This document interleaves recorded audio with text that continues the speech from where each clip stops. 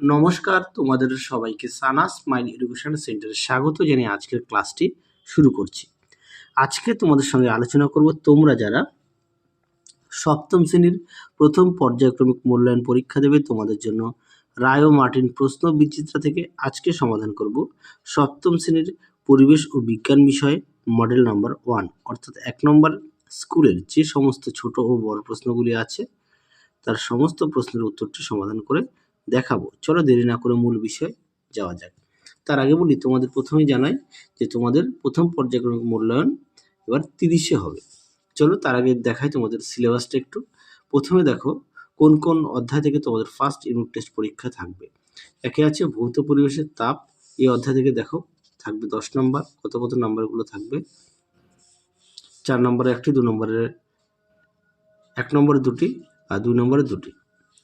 2-এ দেখো পরমাণু অণু ও রাসায়নিক বিক্রিয়া, দেখো এই অধ্যায় থেকে নাম্বার বিভাজনটা। তারপরে দেখো মানুষের খাদ্য, এই 3টি অধ্যায় থেকেই তোমাদের ফার্স্ট ইউনিট টেস্ট পরীক্ষায় থাকবে। অর্থাৎ তোমরা ভালো করে পড়বে।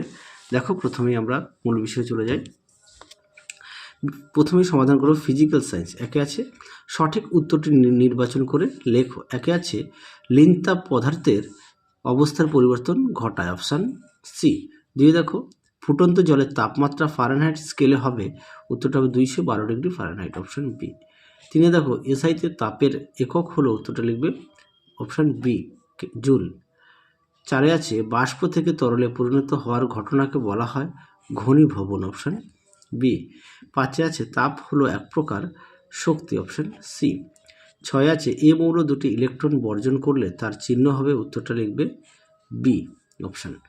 তারপরে দেখো 7 দাগের প্রশ্নের উত্তরটা হবে অপশান সি নিউটন। পরবর্তী দেখো প্রশ্ন কি আছে, পরবর্তী আছে 8 দাগ। 8 দাগের প্রশ্নের উত্তরটি হবে অপশান এ 1। 9 দাগের প্রশ্নের উত্তরটা হবে অপশান বি প্রত্যক্ষ সংযোগ বিক্রিয়া। 10 দাগের প্রশ্নের উত্তরটা হবে অপশান সি 12। পরবর্তী দেখো শূন্যস্থানে পূরণ দেওয়া আছে। 0 ডিগ্রি সেলসিয়াস উষ্ণতা 1 গ্রাম জল থেকে 80 ক্যালোরি তাপ বের করে নিলে তা 0 ডিগ্রি সেলসিয়াস উষ্ণতায় 1 গ্রাম বরফে পরিণত হবে। 2 দাগে দেখো প্রশ্নের উত্তরটা হবে বাষ্পীভবন। 3 দাগে দেখো উত্তরটা হবে মূলক। আমি প্রশ্নটা পড়ছি না, তাহলে ভিডিওটাকে একটু বড় হয়ে যাবে। তারপরে দেখো 3 দাগের প্রশ্নের মানটাও দেখে নাও। 1 দাগের প্রশ্নের উত্তরটা হবে ধাতব বল দুটির উষ্ণতা সমান হবে। 2 দেখো উত্তরটা হবে যোজ্যতা 2। 3 দাগের প্রশ্নের উত্তরটা হবে আচ্ছা সোডিয়াম নিউট্রন থাকবে 12টি আর ইলেকট্রন থাকবে 11টি। আচ্ছা তার মানে এখানে ভর সংখ্যা আর পরমাণু ক্রমাঙ্কটা মাইনাস করলে সোডিয়াম নিউট্রনটা বেরিয়ে যায়। পরবর্তী দেখো কি আছে, একের সমতা বিধান দেওয়া আছে, এখানে দেখো করে দেওয়া আছে। এটি কি ধরনের বিক্রিয়া? এটি হবে প্রতিস্থাপন বিক্রিয়া। 2 দেখো কি আছে, বিয়োজন বিক্রিয়া কাকে বলে? উত্তরটি দেখো। দেখো প্রশ্নের উত্তরটি বিয়োজন বিক্রিয়া কাকে বলে সুন্দর করে দেওয়া আছে, উদাহরণও দেওয়া আছে, একটু দেখে নিও। পরবর্তী প্রশ্ন দেখো কি আছে, যোজ্যতাগুলি দেখো 2 আর 3। 3 থেকে দেখো প্রশ্নের উত্তরটা দেখে নাও, আর মিথানের সংকেত হচ্ছে CH4। 4 দাগে দেখো উত্তরটি এখানে লিখে দিয়েছি। এখানে বলেছে কোন কোন বিষয়ের উপর নির্ভর করে, উত্তরটা হবে বস্তুর ভর, বস্তুর উষ্ণতা বৃদ্ধি বা হ্রাস, বস্তুর উপাদান। পরেরটা দেখো ছিল একে অপরের সংস্পর্শে রাখলে কোন কোন বস্তুটি তাপ গ্রহণ করবে, এটা হচ্ছে টেম্পারেচার 0 ডিগ্রি সেলসিয়াস। পরেরটা দেখো 5 দাগের প্রশ্নটা দেখো, উত্তরটা দেখো এখানে সমাধান করে দেওয়া আছে, একটু দেখে নিও। পরবর্তী দেখো কি আছে, 6 দাগের উষ্ণতা বা তাপমাত্রা কোন যন্ত্রের সাহায্যে মাপা হয়, উত্তরটা লিখবে থার্মোমিটার। মাটির কলসির জল ঠান্ডা থাকে কেন? খুব গুরুত্বপূর্ণ, এটা তোমাদের পাঠ্য বইতেও দেওয়া আছে, আমি তোমাদের সহায়িকা থেকে লিখে দিই। উত্তরটি পাঠ্য বইতেও দেওয়া আছে, দেখো সহায়িকা থেকে দেখাই। পাঠ্য বইয়ের পেজ নম্বর হচ্ছে 13 পেজে, দেখবে নিচের দিকে আছে। পাঠ্য বইয়ের পেজে 13 নম্বর পেজে পেয়ে যাবে। সহায়িকা থেকে এখান থেকে এই পর্যন্ত দেখাই।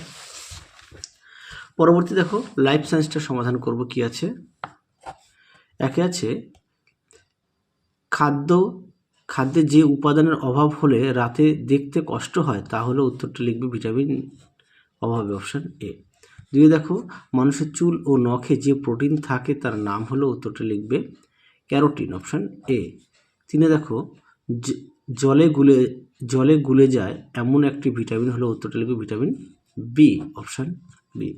4 দেখো ভিটামিন ডি এর অভাবজনিত রোগ হলো, উত্তরটা লিখবে রিকেট, অপশান বি। 5 দেখো খাদ্যের যে উপাদান থেকে শক্তি পাওয়া যায় না তা হলো, উত্তরটা লিখবে ভিটামিন, অপশান ডি। পরবর্তী প্রশ্নগুলো দেখো কি আছে, শূন্যস্থান পূরণ আছে। আচ্ছা, তোমাদের একটি প্রশ্ন রাখলাম, অবশ্যই কমেন্ট বক্সে উত্তরটি আমাকে জানাবে। প্রশ্নটি হলো, জলে দ্রবণীয় একটি ভিটামিনের নাম বলো। অবশ্যই আমাকে কমেন্ট বক্সে জানিও। আরও একবার বলছি, জলে দ্রবণীয় একটি ভিটামিনের নাম। আচ্ছা, এক দাগে দেখো লিপিডের একটি উদ্ভিজ্জ উৎস হলো বাদাম, সোয়াবিন লিখতে পারো। 2 দেখো উচ্চ রক্তচাপ যে খনিজ মৌলের সঙ্গে সম্পর্কিত তা হলো সোডিয়াম। 3 দেখো স্বেচ্ছার হজম হওয়ার পর যে সরলতম অণুতে পরিণত হয় তার নাম হলো গ্লুকোজ। তারপরে দেখো 3 দাগের সংক্ষিপ্ত উত্তর দাও। একে আছে মানবদেহে ফাইটোকেমিক্যালস বা উদ্ভিজ্জ রাসায়নিকের দুটি কাজ লেখো। উত্তরটি দেখো, দেখাও প্রশ্নটি, তোমার উত্তরটা এখান থেকে এই পর্যন্ত লিখবে।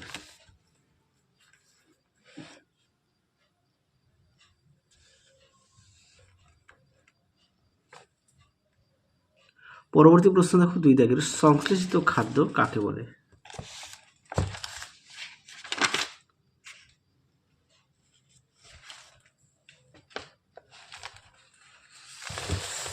দেখো প্রশ্ন উত্তরটি এখান থেকে এই পর্যন্ত লিখবে।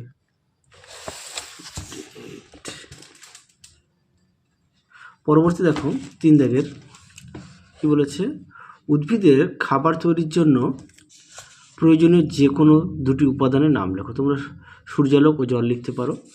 পরটা দেখো কি আছে, মানবদেহের কোথায় ওজন হিসাবে জলের পরিমাণ সব থেকে বেশি থাকে। উত্তরটা লিখবে যকৃতি, পার্সেন্টেজ 85%। তোমাদের এই 1 নম্বর মডেল সেটের মধ্যে যে সমস্ত প্রশ্নগুলো ছিল সমস্ত প্রশ্নের উত্তর আমরা দেখে দিলাম। তোমরা অবশ্যই ভালো করে পড়বে। তাহলে আজকের মতো এখানেই সমাপ্ত করছি। আবার দেখা হবে খুব শীঘ্রই তোমাদের পরবর্তী ভিডিওতে। তোমরা সবাই সুস্থ থেকো, ভালো থেকো। আজকের মতো টাটা।